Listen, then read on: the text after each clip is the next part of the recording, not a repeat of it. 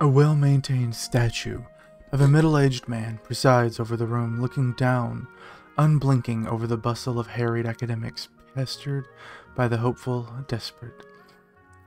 A strong warmth emanates from it that you could sense from across the room. There is a human soul stored beneath the stonework.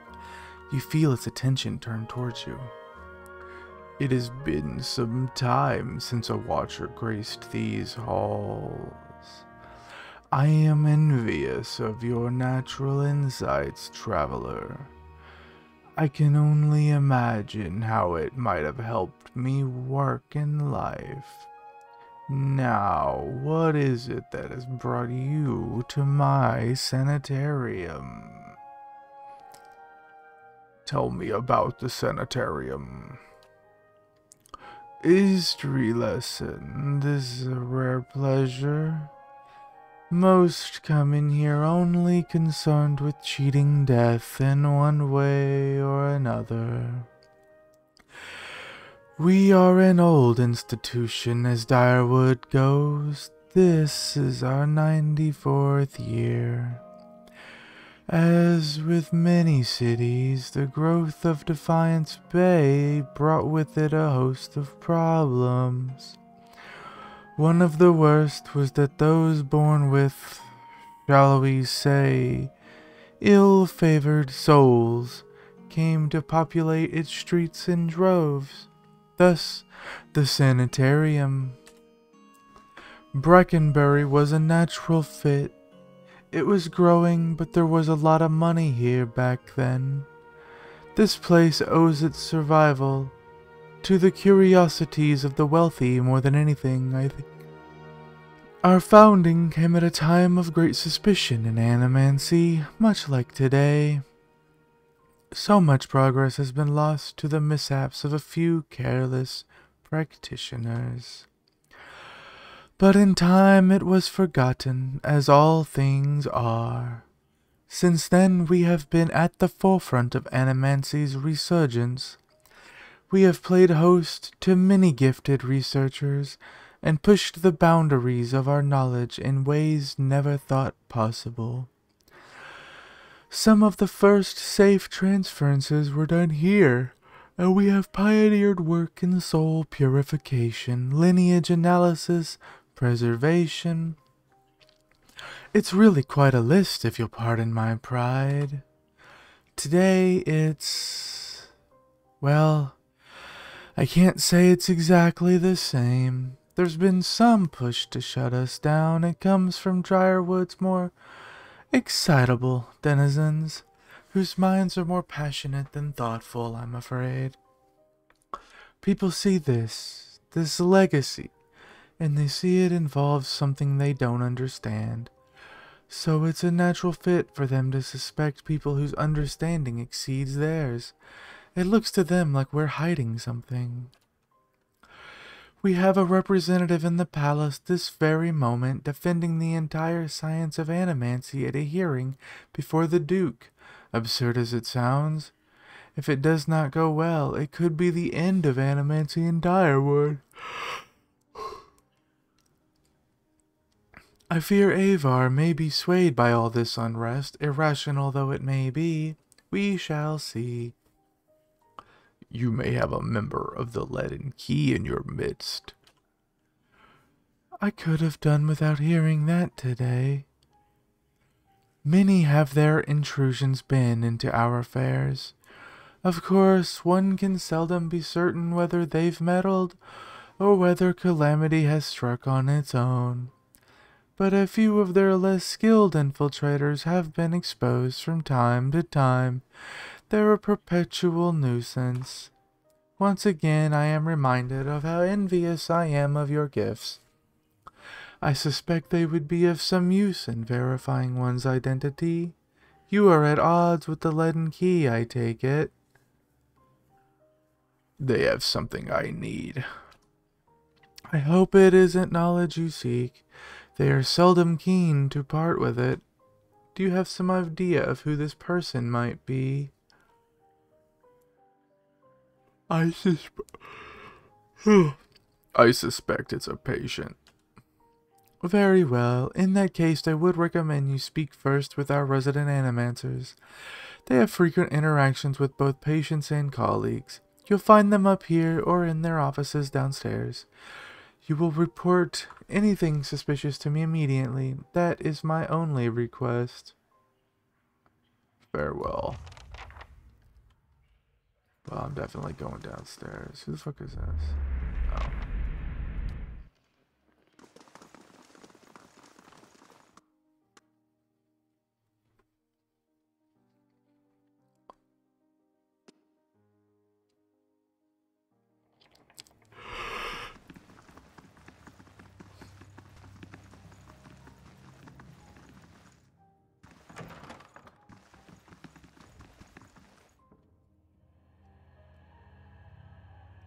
An animancer scribbles feverishly on a parchment scroll while his free hand dances through the air, counting off unseen objects. His lips move in silent discourse.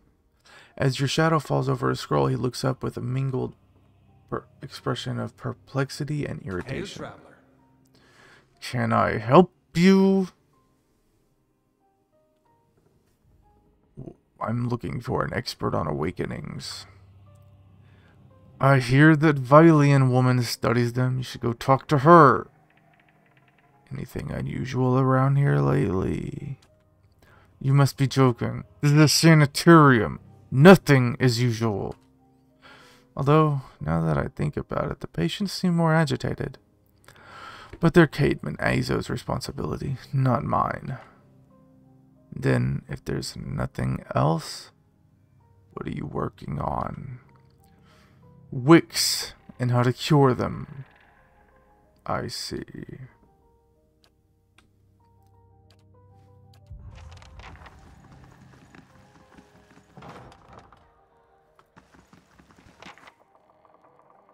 Hail, traveler. A woman paces back and forth, her feet crunching on the soft red carpet. She gestures and mumbles to herself, shaking her head as she pores over pages of notes. She almost walks into you. Ikosi, here I am, so hard for answers in my research that I do not see the kit standing in front of me. What can I do? I'm looking for an expert on awakenings. Ach, that would be me, though the lack of research subjects has made it more of an expert in counting floorboards. I would like to transfer Animancy's success in buttressing pre-awakened souls to soothing those whose souls have already awakened. But I need subjects, and most of the patients here are too broken to produce reliable results. It is a tragedy to come so far for nothing. You're in luck. I have a volunteer. Glad, who is it? I don't know about these. Don't be silly. The process is perfectly harmless. All you must do is stand in that cage. I beg your pardon. I jizzed. You Aedirans are so uptight. I do not even know what the thing is used for. It belongs to the last occupant of this office, I think. Now, they upgraded him to a cell. Again, I jizzed. So I need you to sit here and try to relax. But don't try too hard. Then you will not be relaxing. Indeed. And you must also wear these. A little cold, but the copper will help conduct your essence. Now I will examine your soul through my scope. It is fitted with Adra lenses, cut to different thicknesses and concavities. By manipulating them, I will find the angles and densities that will allow me to track the anomalies in your soul. How exciting! I've never seen this sort of thing performed. It seems suitably complicated. But first, we must find this cunning interloper. You will answer some personal questions while I make adjustments. Very well. To begin, tell me something personal, something from a time before your awakening. There's nothing to tell. Losing his accent. There's nothing to tell. I was just a normal child living in the Sithwood. Talk about your parents. As you speak to Aloth, you feel your voice like a bell in your chest. It tolls softly, luring him into the mist of his own memory. Belisage doesn't seem to notice, but you feel as if your words are smoothing his essences, untangling its many threads. Mother is away most of the time, with the Thane's family, but I always know when she is coming home. Father's battles accumulate like storm clouds on the horizon. His fits of temper become swifter and more violent. It still shames him, knowing that her hemnage to another man supports us better than his labors as steward. This is good. I'm starting to see something. Continue. Tell us about the time you awakened. I am in my 5th year of training. Mother is home. I can let my guard down a little, because when she is around, he is usually only angry with her. But he has heard that I have had trouble casting missiles, that my flame shields are unstable. He is furious that I have failed. And Mother's presence reminds him that he has failed, too. The first blow takes me by surprise. One moment I am sweeping the kitchen. The next I'm sprawled on the ground, stupidly looking at flecks of blood on the tile. His boots, glistening with fresh polish, thud across the floor. He kicks me in the stomach and I curl up to shield my vitals. But it's pointless. Protecting one thing only leaves something else exposed. Still huddled on the ground, I retreat as fast as I can.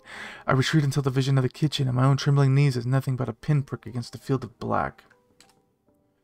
Maudicio, he's hypnotized himself with this memory. You've got to bring him out of it quickly. I almost have it. Slap him.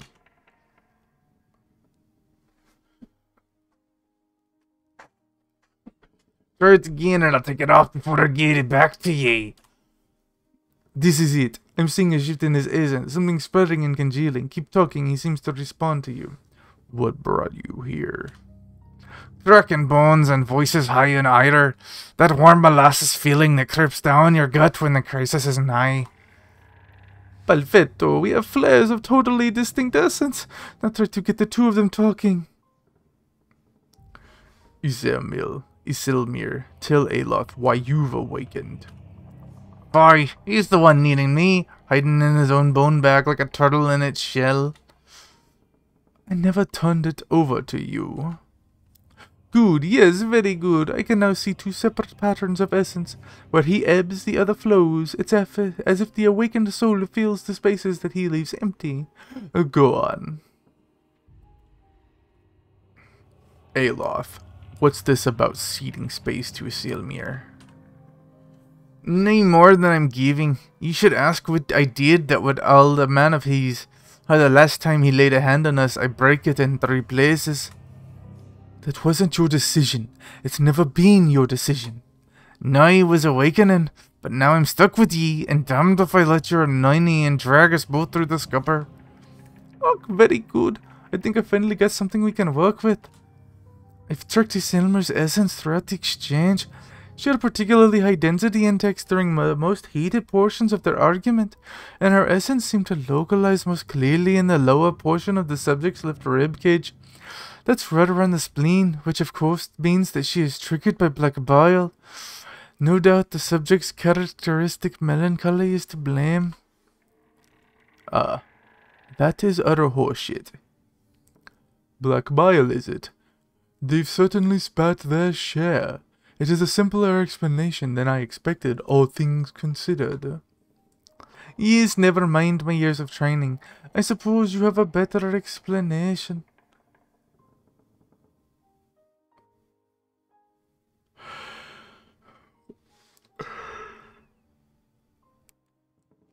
Isilmir manifests when Aloth is in danger or under pressure.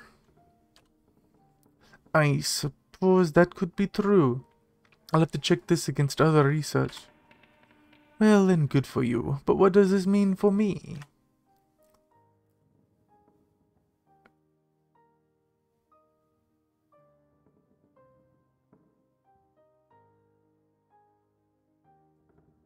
She did you a favor by dealing with your father, didn't she?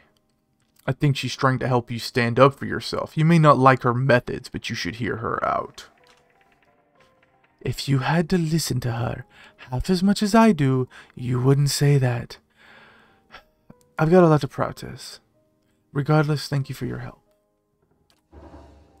Well, I hope this has been useful to you as it has been to me. I finally have material worth publishing. You'll be the toast of Revoir, Fentre Aloth. Aye, advancing the right-wise principles of animancy. Just what you've always wanted. Please, I don't want my personal information public like this, especially not after her nonsense.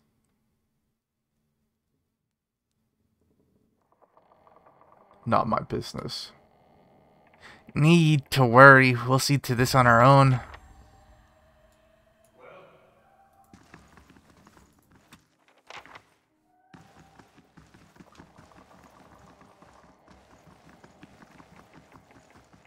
I can do that. That's settled.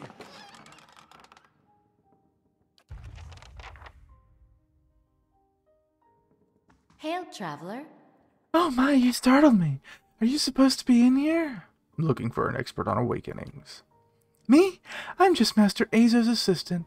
But there's a visiting scholar from Revuah named Belsade. She claims to know about them.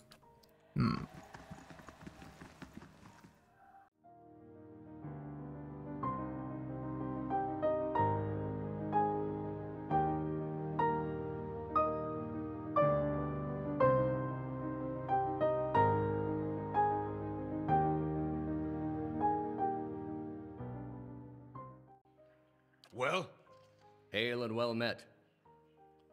Have you learned anything of interest? I found records that Azo might be running some questionable experiments. Experiments? Kaidman Azo is in charge of patient welfare. He's not authorized to run any more experiments. I am disappointed in Kaidman. I had hoped he would be the one to guide your inquiry.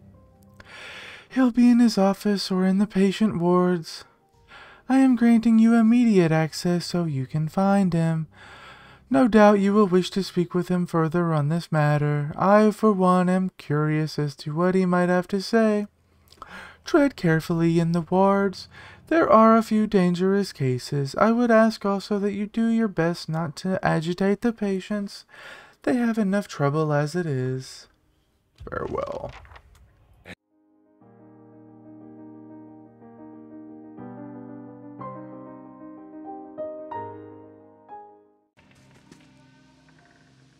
Curved spine twists this woman's posture forward, her greasy hair draped over her large eyes. She smiles at you. You must be visiting someone. Friendly visit, I hope. Do you know where I might find Azo? I think I've seen him around today. Have you checked the laboratory? He shares a wall with his office. He's been spending most of his time there lately.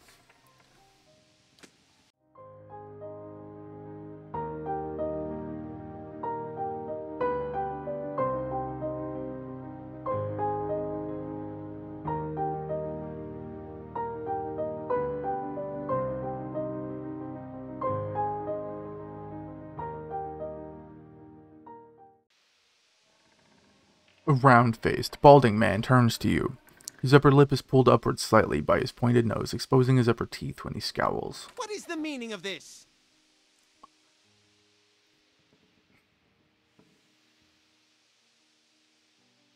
I'm looking for an expert on awakenings. I don't have time to give you directions. Go bother somebody else. I'd like access to the North Ward. Out of the question. These patients are in isolation for a reason. I've been given to conduct my investigations down here. You best cooperate. My answer is no. Whatever you're looking for, those patients will not be able to help you. The head warden will stand by me on this. Ethelmore told me you're not supposed to be doing any more experiments. Yes, well, Ethelmore hasn't done much good for anybody since he had his soul moved to an inanimate object. So I failed to see why I should let that sway me. If animancers all followed the commands of their leaders, where would we be? We'd all be nothing but backward and willfully ignorant Reed Sarahs. We would know nothing about life and death, or even ourselves. We'd be lost in the dark with no clue as to why. I never thought I'd find myself in agreement with the statue, but Ethelmer's right about this fellow at least. How easily ambition masquerades as prudence. I'll bet he's even fooled himself.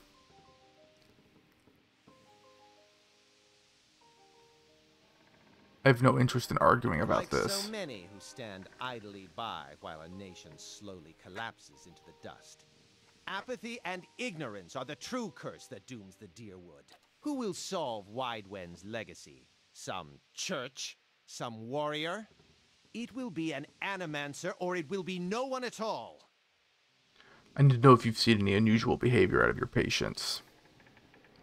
You're going to get a lot of looks asking questions like that in a sanitarium for the unbalanced.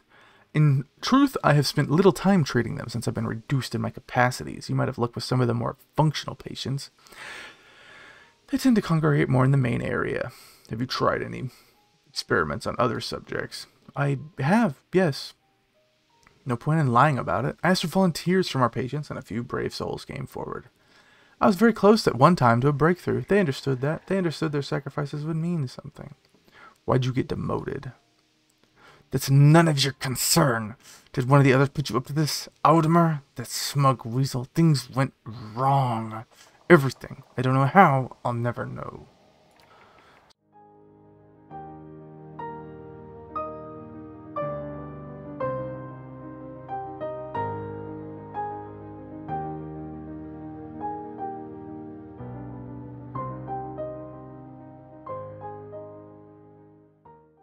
Hail, traveler.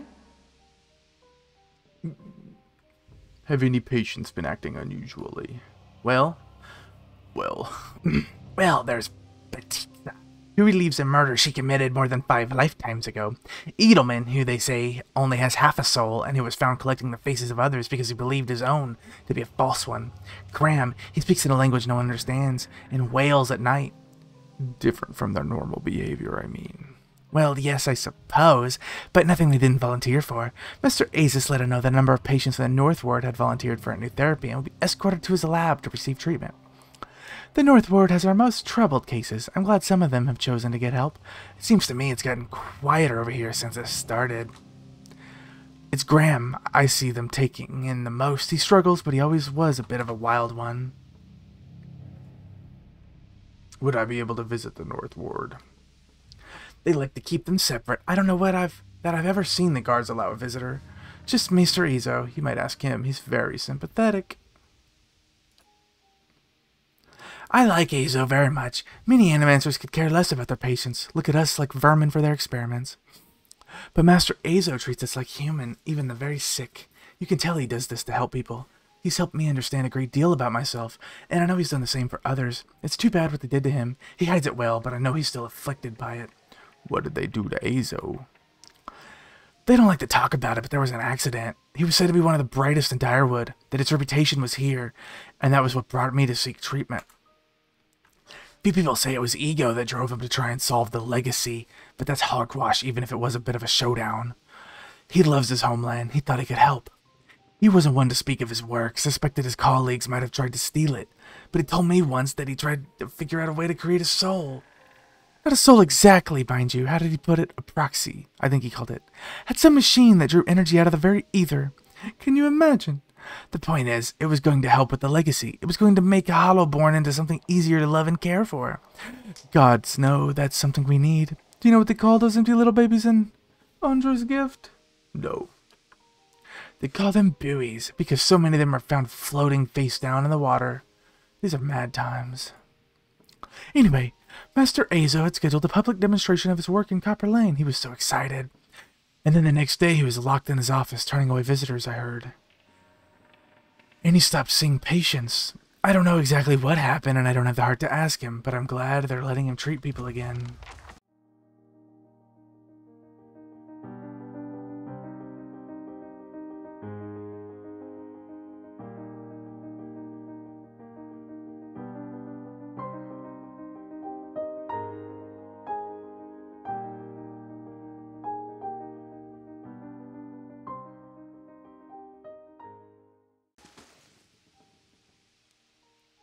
This man has the look in his eyes of a hunted animal, and at your approach he staggers backward to the far corner of his cell, halfway appearing as though he would climb the walls if it would get him further away from you. He cries out, a bizarre primal utterance like nothing you have heard. You can't hide from me, leaden key spy. Graham looks at you blankly, unclear whether he understands you or not, but his panic has subsided. He opens his mouth to speak, but the words that come out are half-formed as though his tongue were cut out. They are impossible to discern, if they are indeed words at all. The mutilations of animancy. The mutilations of animancy. Crueler than any torture, to disfigure the soul. Let us return the favor to the animancers of this shit heap. There are things I need to know from you. I'm going to learn them whether or not you can speak. He looks at you with uncertainty. Slowly, tentatively, he steps closer to the front, and as he does so, For the first time, you can perceive his soul within your ken. It is misshapen, as though maimed by some jagged instrument, and large expanses of it have been gouged out entirely. You feel no barriers of resistance. If you wanted to, you could look further into his soul. Do it. You project out toward the maimed soul in front of you, merging with it, its confusion and fear becoming yours as it whisks you into its depths. You're in your cell, a key turns, the door creaks open on neglected hinges. Thoughts come to you in waves, incomplete, broken, fearful. Standing at the door is a rotund, balding man, his upper teeth and pointy nose reminding you of a rat. He beckons, apologetic. You don't want to go. Anything else. In your mind, a single word, and the word is no. But it dissolves before it reaches your lips. You press against the back wall, cornered. You cry out. In darkness, you fight against unseen restraints. You cannot move your arms or legs. The man walks into the room carrying lit candles, its meager flame casting long shadows across the books and machinery. Straps bind your arms and legs. Cold metal circumscribes the crown of your head and the breadth of your chest. The man is sorry. He is in need of raw materials. They dismantled his work and he needs another source. He needs to show them he was right. He thanks you. Then he turns a knob and you feel yourself begin to crack from within, and you can feel pieces of you torn away, like having your insides chewed by a horde of rats, and you are screaming a scream you can barely hear. Another night, heavy footfalls outside your door, coming for you. You look through a slit. The flesh giant, the artificial being, just outside, but facing left. Facing the end of the hall, the boy there. The boy looks with interest at the giant, then collapses to the floor like a shed snakeskin. The giant convulses for a moment, then rights itself, turns away, and leaves. Graham looks at you, still wide-eyed, but somehow more present. He nods at you, then walks back to the end of his cell. What is it? These poor people. This isn't the treatment that they were promised upstairs by the cushioned seats and lush carpets. Is that the cure for soul sickness? To be thrown into a cell and subjected to the whims of your captor? These are lunatics and wastrels. At least here they serve some purpose. Do you see the purpose in this? This all seems aimless to me. In this light. Experiments for their own sake. Here's the source of all that knowledge you were so giddy about. It's one thing to be told as much, another to see it yourself. Let's be on our way. This place gnaws at the soul.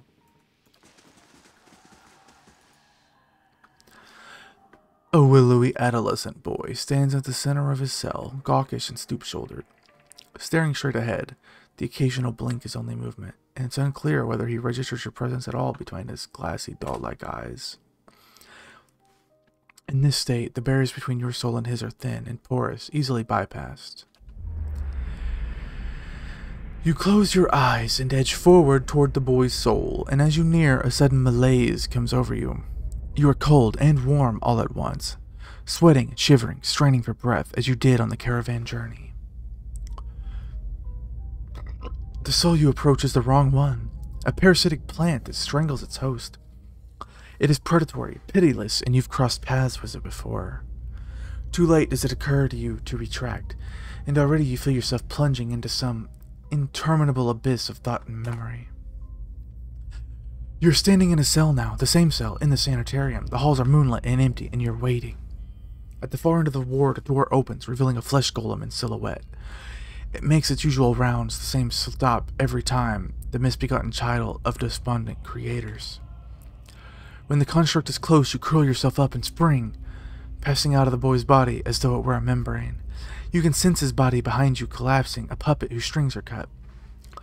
You're rushing toward the golem now, bodiless as a gust of wind. Quickly, you think to yourself, quickly, and you feel the strength hemorrhaging from your soul as you dart towards the makeshift abomination.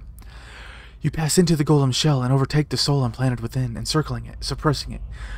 And, contained in this new vessel, you are strong again.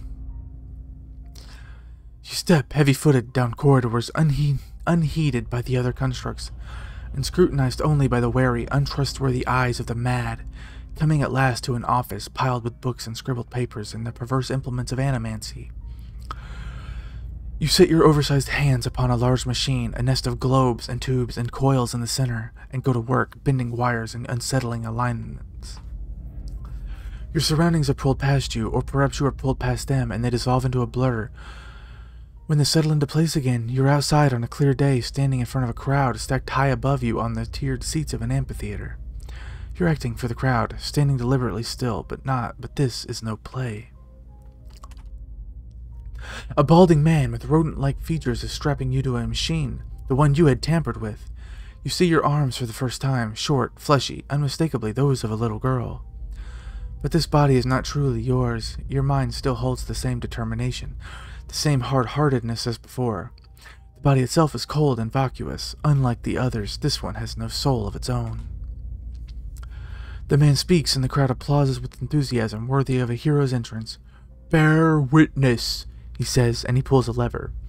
The machine shivers and sparks, and a bead of sweat rolls down the side of the man's brow. But the crowd's apprehension quickly gives way to awe as crystal globes fill with a radiant mist that casts the entire theater aglow. He opens a valve, and the globe crawls through a tube along the link of copper wiring that runs to a set of electrodes beneath your armpits. You feel nothing when it reaches you, as it should be, for you've been leading his work astray periodically for some time, altering notes and settings and playing puppeteer for Hallowborn. But you make it look how people would expect it to look when a body is infused with a soul. In a moment, the machine goes dark, and the man unstraps you, eyeing you with a scientist's concern. He looks back up at the crowd. "Behold!" he says, but there is obvious hesitation in his voice. Slowly, you take a plodding step forward, and then another and another. You look up at the man, giving him the eye contact of which no Hallowborn is capable of, and the crowd gasps. The man looks relieved. "How do you feel?" he asks in a volume meant for the crowd, and this is the moment. At the top of your lungs, you let out a piercing shriek. The man comes towards you, his hands outstretched, but you run the other way, back to the machine. With all your strength, you drive your head into the crystal globe, and it shatters, streaking your head with warm blood. You drive your head down onto the surface of the machine, again and again, drawing panic screams from the crowd, and by the time the man reaches you, your body has already ceased proper function and merely twitches on the cold ground. Satisfied, you depart the corpse in search of another unsuspecting host. Who could put their faith in animancy now? You're pulled again from your surroundings, transcending the boundaries of memories and lifetimes, deeper and deeper, past betrayals and murders and lies upon lies that form the thick webbing of plots beyond mortal comprehension. You settle at last on a room you have seen before, expensive, with a tall device encasing an Audra monolith at its center. The room is filled with people, and the people all look at the device. You are yanked suddenly back to reality, and the once catatonic boy in the cell is looking directly at you, appraising, calculating. There is no mistaking now that the soul of the man who caused your awakening that gazes out from that borrowed husk. A watcher. Not just a watcher, someone who will break those frail little legs of yours if you don't do exactly what I tell you. Is that so? He makes no effort to hide his disinterest, but he continues to search your eyes. He makes a slight grunting noise, and his eyes soften for an instant, and it seems for the moment that he recognizes you. He opens his mouth to speak, then seems to think better of what he was about to say. His jaw tightens. I know your look, your hunger for answers that elude you. It gnaws at your soul, it usurps your reason for being. You are like everyone. I will help you let go. He dodges backwards, and with startling grace, putting himself out of reach. On his face there was no malice, only the dispassion of a farmer putting down a sick animal. Then suddenly he slumps forward.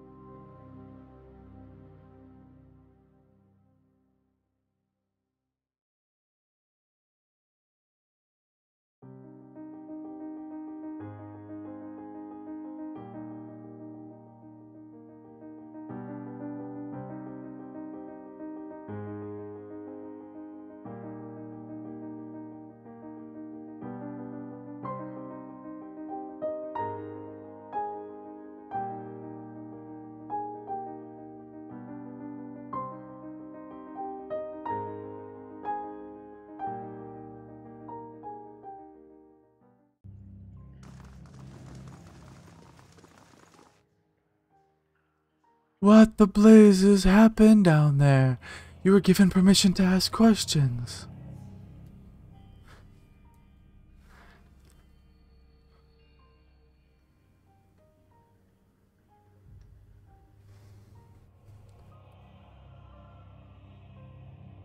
I had things under control until I killed the laden spy, at which point he possessed a flesh construct. I have read accounts of people in history who could do what you describe. The accounts are few and brief and not reliable. Some go as far as to suggest that they are all the same person. If truly such a person was here among us plotting our ruin, would that I had a body again and could be of some real use in our time of need. I fear what the future may hold for this place. I am grateful you were able to dispatch the threat before there was loss of innocent life. We very nearly had another scandal on our hands. What of Azo? What did his experiments play in this catastrophe?